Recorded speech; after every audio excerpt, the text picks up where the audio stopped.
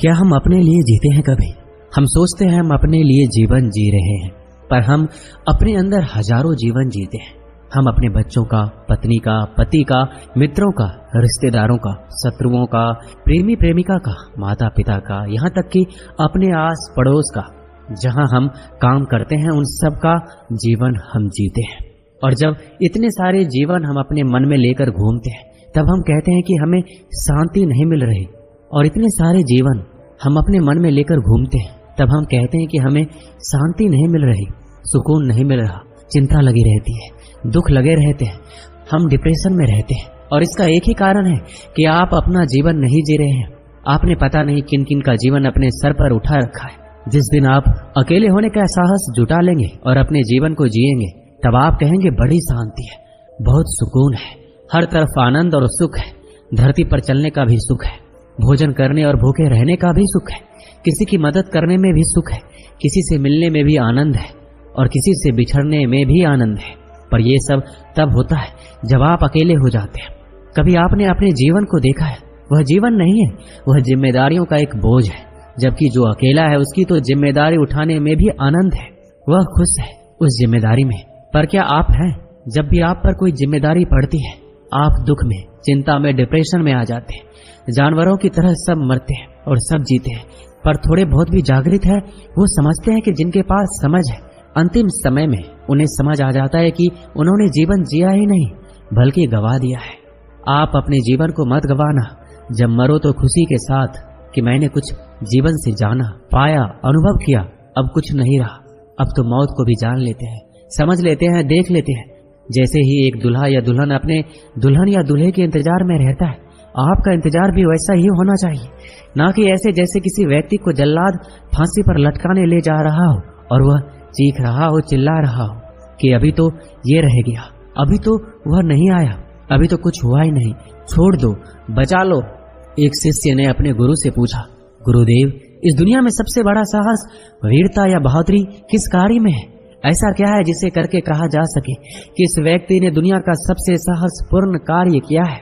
गुरु हंसे और उन्होंने कहा, दुनिया का सबसे साहसपूर्ण कार्य एक ऐसा कार्य है जो बहुत ही साधारण सा है और हर कोई करना चाहता है पर किसी से होता नहीं है।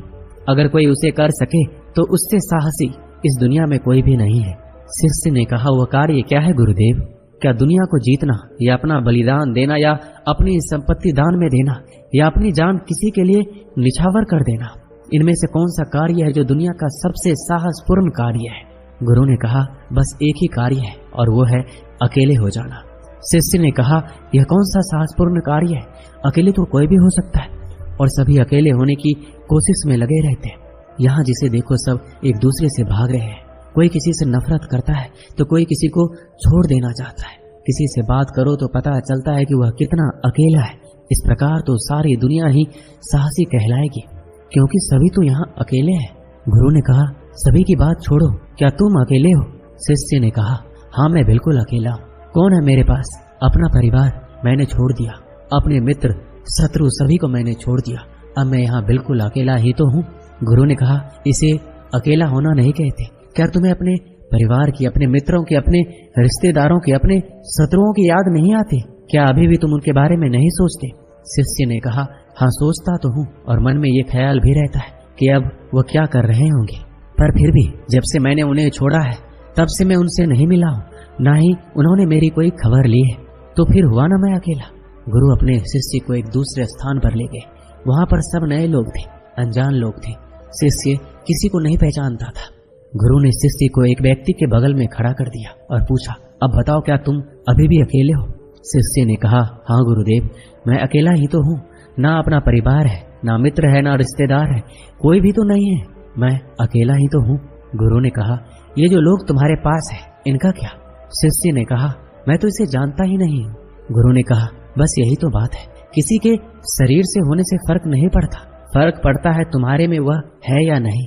भले ही तुम्हारे मित्र, रिश्तेदार, संबंधी यहाँ पर ना हो, पर तुम्हारा मन अभी भी वहाँ है, इसलिए तुम अकेले नहीं हो, वह सब तुम्हारे साथ है।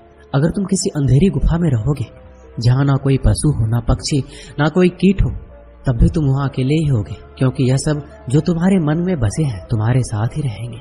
ये तुम्हें कहीं अकेला नहीं छोड़ेंगे। इसलिए इस दुनिया में जो सबसे साहसपूर्ण कार्य है वह है अकेले हो जाना। जिसने इसे कर लिया उसे किसी को छोड़ने की आवश्यकता नहीं पड़ती। वह सबके बीच में रहता है पर अकेला रहता है। वह सारे कार्य करता है पर अकेला रहता है। पर ऐसा व्यक्ति जो संपूर्ण रूप से अकेला हो जाता है, उसे एक ऐसे व्यक्ति का साथ मिलता है जिसके मिलने से वह उस एकांत और शांति में प्रवेश कर जाता है जहाँ कोई भी दूसरा नहीं होता। शिष्य ने कहा, पर गुरुदेव, अभी तो आपने कहा कि एक ऐसे व्यक्ति का साथ मिलता है जो जिस व्यक्ति का साथ मिलता है उसके मिलने से वह अकेला कैसे हो सकता है। गुरु ने कहा, जिसके साथ मिलता है वह कोई और नहीं, तुम खुद ही होते हो। तुम्हें तुम्हारा ही साथ मिलता है और जब तुम अपना साथ पकड़ लेते हो तो किसी दूसरे के साथ की आवश्यकता होती ही नहीं है। और जहाँ दूसरा नहीं होता वहाँ पहला भी समाप्त हो जाता है, और जहाँ पहला समाप्त हो जाता है वहाँ शांति और एकांत के अलावा कुछ नहीं होता।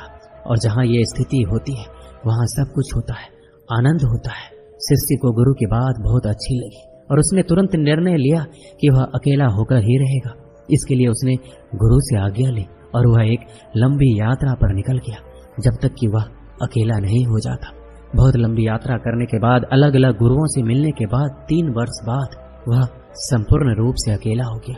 वह वापस अपने गुरु के पास लौटा और उसने गुरु को प्रणाम करके कहा, गुरुदेव, आपने सच कहा था। उस समय मैं अकेला नहीं था, बहुत बड़ी भीड़ मेरे साथ थी, परंतु अपने तप और साधना के बल पर आखिरकार मैं अकेला हो ही गया।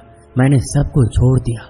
गुरु ने अपने शिष्य को ऊपर से नीचे तक देखा और कहा, क्या वास्तव में तुम अकेले हो गए हो?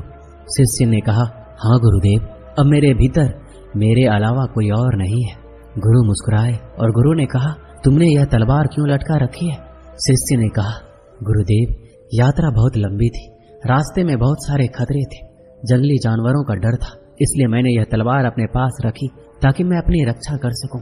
गुरु ने कहा, पुत्र, तुम चूक गए। ऐसे ही हम सब चूक जाते हैं। तुम अकेले नहीं और तुम्हारा तलवार तुम्हारे साथ है, और इसका मतलब यह है कि तुम्हारे भीतर एक कायर छुपा हुआ है जिसे तलवार की आवश्यकता है, और तुम इसे तलवार मत समझना। यह है तुम्हारा डर, और तुम्हारे भीतर के डर के अलावा तुम्हारे भीतर बहुत कुछ है। जब तक वह सब नहीं जाता तुम अकेले हो ही नहीं सकते। शिष्य को गुरु की बात सही लगी और वह फिर से लंबी यात्रा पर चला गया। 2 वर्ष बाद जब वो वापस आया तो उसके पास कोई तलवार नहीं थी।